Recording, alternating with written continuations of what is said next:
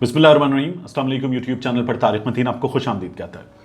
इमरान खान साहब ने Twitter space किया, ये यूट्यूब पर भी लाइव था, फेसबुक पर भी लाइव था, इंस्टाग्राम पर भी लाइव था और इमरान खान साहब ने रिकॉर्ड तोड़ दिए अपने इस ट्विटर स्पेस में या इस लाइव इंटरेक्टिव सेशन में। इमरान खान साहब ने रिकॉर्ड तोड़ दिए। क्या रिकॉर्ड टूटे ये मैं आपको बताऊंगा, लेकिन इस गुफ्तगू में सबसे अहम क्या था, इमरान खान साहब ने फौज के बारे में, इलेक्शन कमीशन के बारे में, अदलिया के बारे में, इंतखाबी मुहिम के बारे में जो बातें की हैं उनमें सबसे अहम क्या था ये आपके सामने रखेंगे। मगर दो बातें बहुत अहम हैं मजीद। एक, इमरान खान साहब की जान को खतरात बहुत बढ़ गए। इस सिलसिले में एक जो नोटिस है वो भी गर्दिश कर रहा है सोशल मीडिया पर, और उस नोटिस में कुछ चीज़ें हैं, इमरान खान साहब से कुछ दरखास्तें की गई हैं, इनकी बात करेंगे।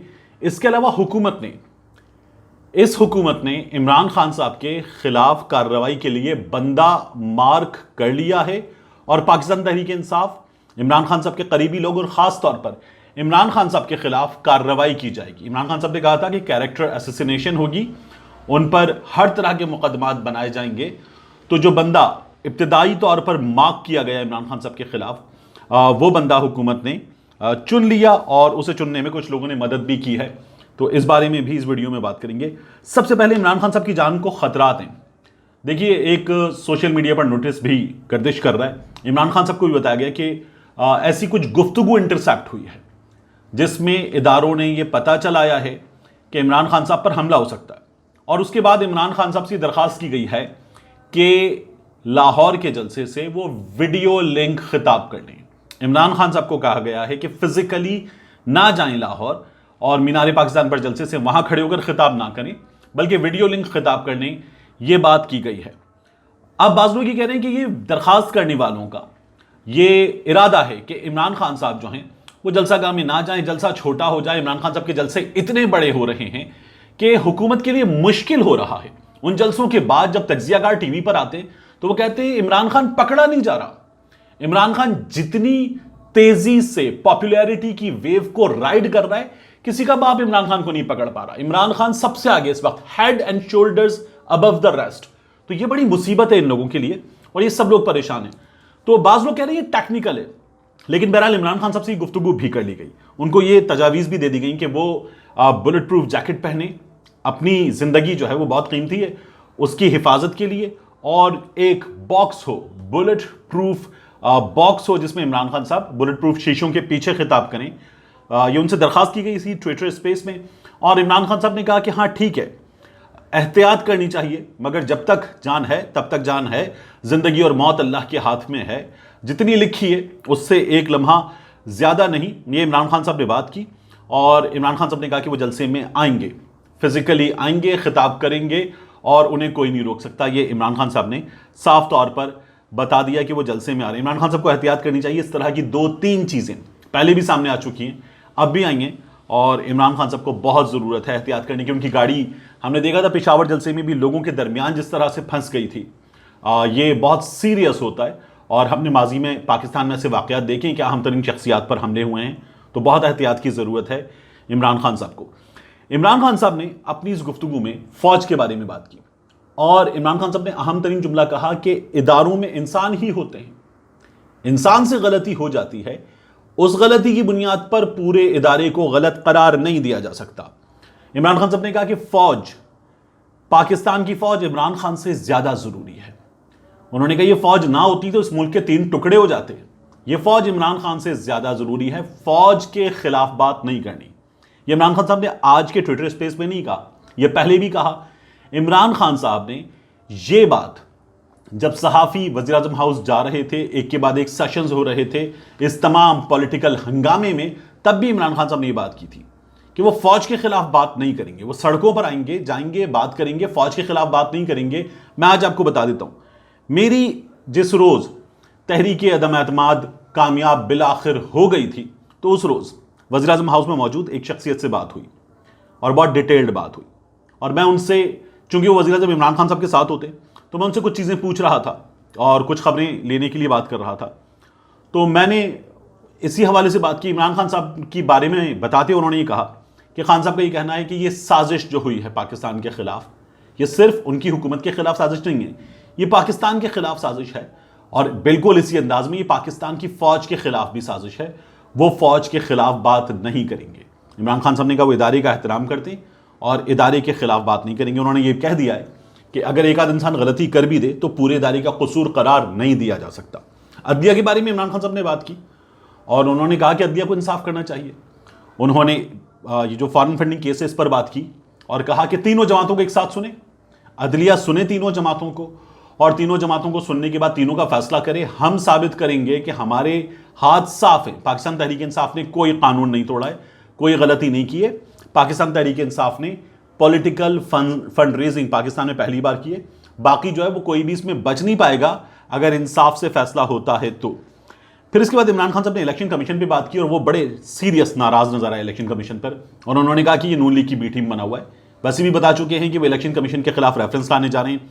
इमरान खान साहब ने ये सिंध के बारे में कहा कि सबसे ज्यादा जरूरत इस वक्त आज़ादी की, तब्दीली की जितनी सिंध को है किसी सूबे को नहीं है। पाकिस्तान में सबसे ज़्यादा ज़रूरत सिंध को है। इमरान खान ने अपने सियासी मुखालफिन के भी बारे में बात की और वो पहले भी करते रहे। जलसा जो है लाहौर का वो होने जा रहा है, बहुत भरपूर तैयारियां हैं। जलसे के ऑर्गेनाइजर्स से मेरी बात हुई, उनका ये कहना है कि जलसा रिकॉर्ड तोड़ेगा। लाहौर ऑलरेडी रोजाना पिछले 2 रोज से जलसा गाह को जलसे जैसा बना रहा है। बहुत भरपूर अंदाज में लाहौर वाले इस जलसे में पहुंच रहे हैं, सड़कों पर हैं, एक जश्न का समा है, ये बहुत भरपूर है। अब जलसा वाले सामने आएगा तो चीजें मजीद सामने आ जाएंगी। इस वक्त मैं आपको 2 चीजें बहुत अहम बता दूं। जो मैंने आपसे कहा था कि इमरान खान साहब की और इमरान खान साहब के खिलाफ, उनकी जमात के खिलाफ कार्रवाई के लिए बंदा मिल गया है हुकूमत को। ये जो नए डीजी एफआईए हैं ताहिर राय साहब, इनकी बात हो रही है। इनके बारे में बताया जा रहा है कि ये जो है वो सिर्फ शहबाज शरीफ साहब की चॉइस नहीं है, ये मुख्तलिफ लोगों की चॉइस हैं। और ये अगर आप इनका करियर देखें तो जहाँ से ये ख़बरों में आए, हेडलाइंस में आए, वो था मीर मुर्तज़ा भुट्टो का केस और वो बदनाम ज़माना इनकाउंटर जिसमें मीर मुर्तज़ा भुट्टो जान से गए और उसमें नाम लिया जाता है। बाज़ लोग इस्टेब्लिशमेंट का नाम लेते हैं, बाज़ लोग आसिफ अली जरदारी का, बाज़ लोग बेनज़ीर भुट्टो का नाम लेते हैं। लेकिन बहरहाल उसमें जो इन्वॉल्व थे उस कार्रवाई में वो ये थे और ये 3 साल उसमें फिर जेल में भी रहे। उसके बाद मुख्तलिफ इनके करियर के जो मोड़ हैं उनको अगर आप देखें तो ये सीसीपीयू लाहौर से भी एक प्लॉट की लड़ाई थी, वो भी जो है प्लॉट पर कब्जे की लड़ाई हो गई थी इनकी। सीटीडी को इन्होंने हेड किया, जो सानिया साहिवाल था उस सानिया साहिवाल के मौके पर ये सीटीडी को हेड कर रहे थे। इनको इनकाउंटर स्पेशलिस्ट कहा जाता है और इनके बारे में मैं आपको एक चीज़ और बहुत अहम बता सकता हूं और वो ये है कि इन्होंने अपने लाहौर में जिम्मेदारियां निभाते हुए 13 इनकाउंटर जो हैं वो किए थे।